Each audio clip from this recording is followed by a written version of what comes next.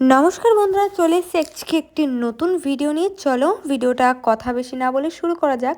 চলে এসেছি একটা অনুষ্ঠান, আজকে একটা অনুষ্ঠান আছে, প্রোগ্রাম আছে। আর এখন তো পুরোই মানে একদম বিয়ের সিজন চলছে, লক্ষ্মী পুজোর মতো বিয়ে হচ্ছে আর কি বলবো।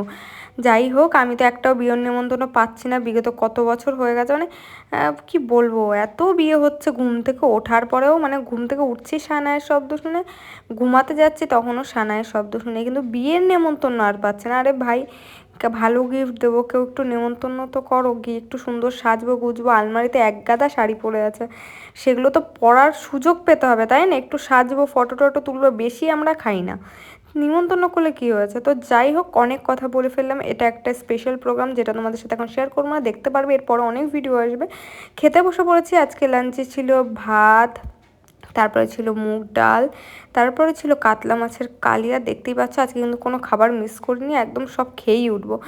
আর কাতলা মাছের কালিয়ার উপর দেখো আমি একটুখানি পাতিলেবু ছড়িয়ে দিলাম, টক টক বেশ ভালোই লাগছিল খেতে, ভাতের সাথে হালকা গ্রেভি দিয়ে মেখে। তারপরে চলে আসলো খেতে খেতে এখানে পাবদা মাছ, একদম সর্ষে পাবদা যাকে বলে। আর ফ্লেভারটা একটু আলাদাই, মানে ঘরে রান্না করা হলে যা হয়, মানে হেভি হেভি। তারপরে চলে আসলো এখানে মাটন, দারুণ ছিল, একদম নরম গলে গেছিলো মাটনগুলো। দেখতেই পাচ্ছ, আমি ছিঁড়ে তোমাদেরকে একটু দেখাই, জাস্ট দেখো। এই যে এখন ভিডিওটা এডিট করছে, আমার দেখে আবারও লোভ লেগে যাচ্ছে, কিন্তু পেট এখনও ভরা, ঠিক আছে।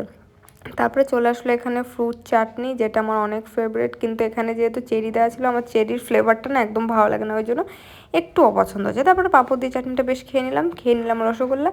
আর দেখো লাস্টে একটুখানি সিঁদুর খেলা হয়েছিল, সেটাই তোমাদের সাথে শেয়ার করলাম। কেমন লাগলো ভিডিওটা জানিও, নেক্সট ভিডিও